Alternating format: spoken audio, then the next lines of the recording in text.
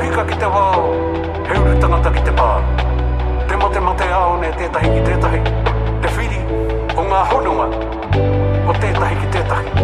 He Māori aho. Standing here in the middle of the road here at Tokoro. Who are we talking to this morning? Tauira. Tauira. Love it. So what brings you here this morning? Well, just we need to make sure that the progress we've made with Te Tiriti principles need to be protected, upheld. Māori have a special connection to the land and Aotearoa, and that needs to be honoured. So I'm here to support that. What are you guys hoping to see after today happen here in our beautiful little town and country of Aotearoa? More positive changes towards Māori people. Hope our kids get looked after. Yeah, don't take away the one thing that's looking after our kids while in care. Tell me, why are you here this morning?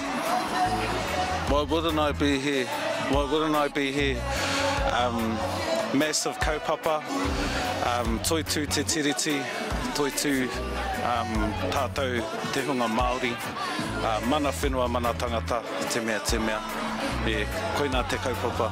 Well, it looks like we've got a good turnout today, and that everybody goes away from here realising that come the next time we got to vote, get out and vote. I like that. That's the key, eh? That's how we fix it. You can't say anything if you don't vote, what? Yeah, no, the reason I'm impressed today, I'm pretty impressed today, is to see all these young fellas here, young boys and girls. That's our future. We need them to vote and get rid of this tyrant of a government. What brings you here this morning, my man? Well, I heard somebody text me last night and said, Rod, you go down to the Hikoi. I said, what Hikoi? We said, oh, downtown they got our Māori to do it, whatever it is with government, and I thought, well, I'll come out and support. Being a person from Ngāpuhi, Samoa and Fiji, I'm quite happy to be here. My man, what would you like to see change in our community after today? I would like for the government to help our youth, you know. Me? A mass appreciation to all of the community organisations that have supported today, because we wouldn't have been able to do it without them, bro. My man, you're putting on a good show here, doing a great job, and just finally, what do you hope after today, where do you hope this takes us? I hope this is a bit of a whakaoho for tātou ngai Māori, and I hope maybe we can start up some rangatahi rōpūs, bro. The waiata this morning, man, we had a mass waiata, could barely hear anything, so I think we need to start up a waiata group, eh, bro?